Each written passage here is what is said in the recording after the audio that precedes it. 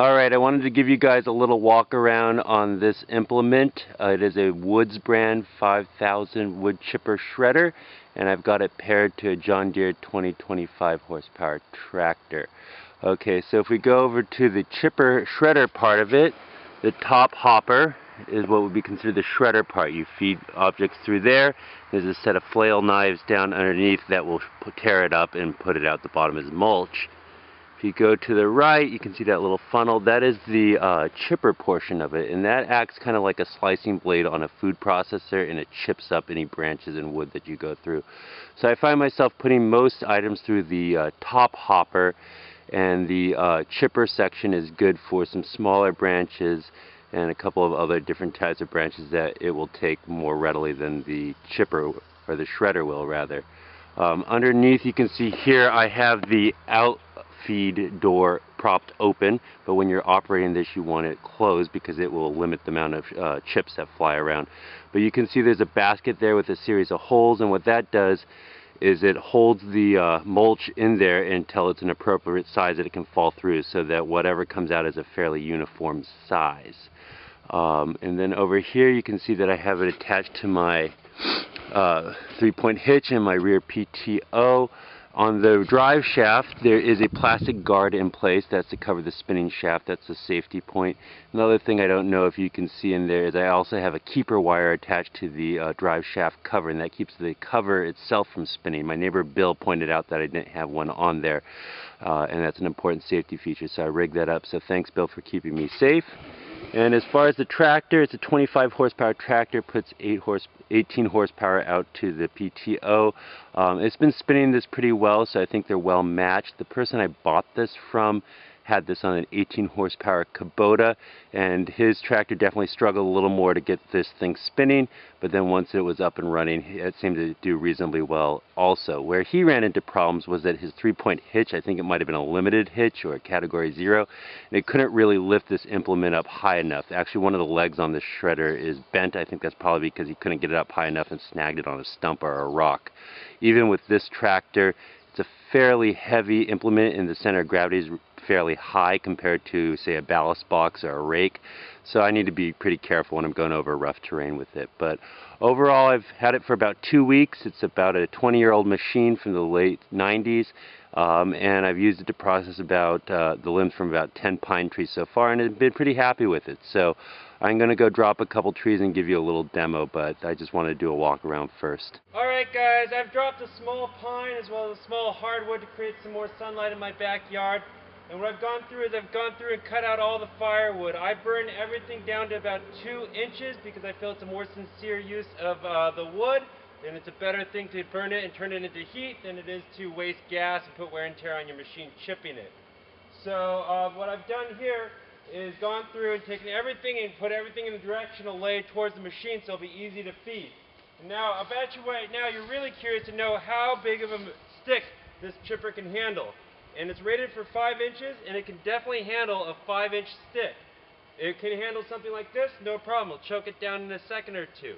Where it starts to struggle is with fan-shaped or really branchy limbs. So something like this will actually have more trouble than that big limb right there. And the reason being is because the cutting blades are deep down inside the machine.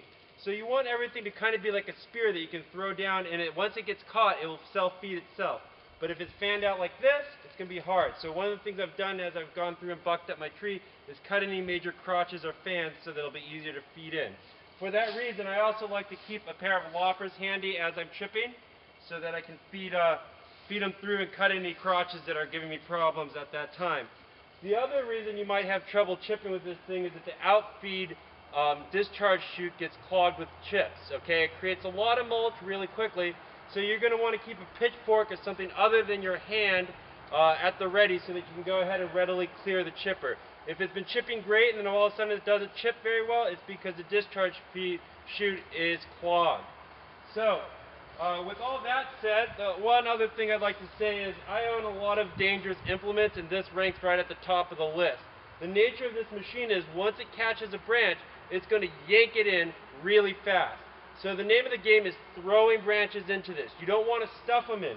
If you're holding on to that branch when it catches, you will not have time to react. So you're tossing it in like a spear. Never hold on to it. And if you're properly processing your wood before you try to feed it through, there should never be a reason for you to be forcing things into it or sticking your hands in the chute. Other than that, eye and ear protection are very important, good sturdy clothes and boots. And I also wear a chainsaw mask because it kicks up a lot of chips. So with that said, I'm going to fire this up. I bring my tractor up to almost full RPMs and then turn on the PTO, let it catch speed, and then feed it through. So I'm going to go ahead and demonstrate some of that for you right now.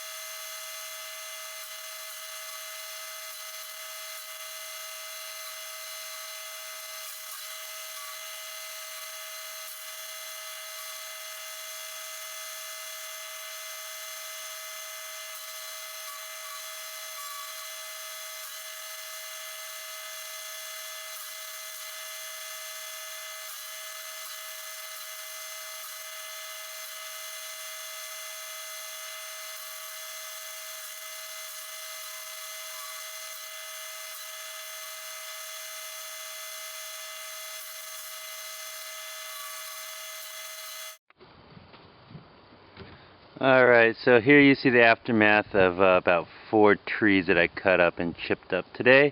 I got 3 or 4 piles sitting around. And unfortunately that video I took, I think it timed out, so you didn't see me get to process up that whole tree.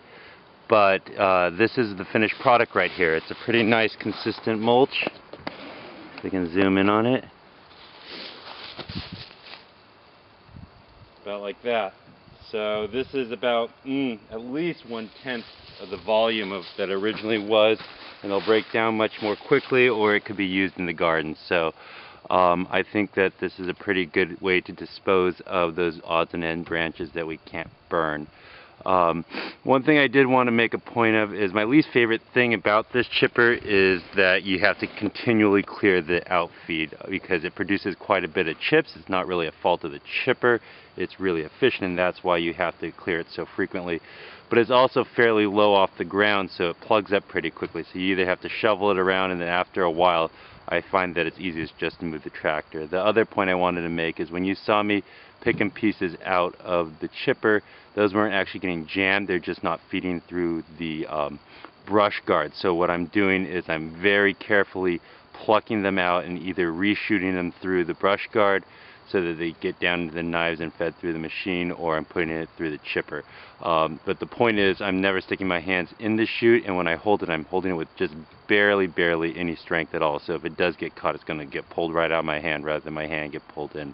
But yeah, that's a very capable little implement, and I'm pretty happy with this purchase. And if you're looking to process up some trees, I looked at renting a unit, and it's about $250 a day, and I paid about $1,300 for this unit. So it's going to pay for itself pretty quickly, and once I'm done with this big yard cleanup, I'll probably be able to sell it for a good amount too. So it'll actually be fairly inexpensive for me in the long run. Hope this helped you guys. Bye.